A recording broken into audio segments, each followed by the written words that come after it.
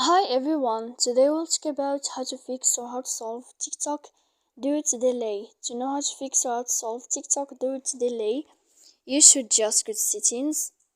After that, you click on apps, default apps, app settings. Here in this page, you will enter to the window of TikTok and you click. Then in this page of app info, you will click on first stop and you will click OK. Here we'll enter to the window of storage. After that, we click clear cache. Don't click clear data because that can make errors on your app. And in the end, you can turn off your phone. You will wait a moment and you can turn on your phone again to fix your TikTok.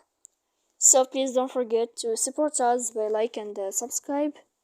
See you next time in another video, and thank you for your attention and your watching.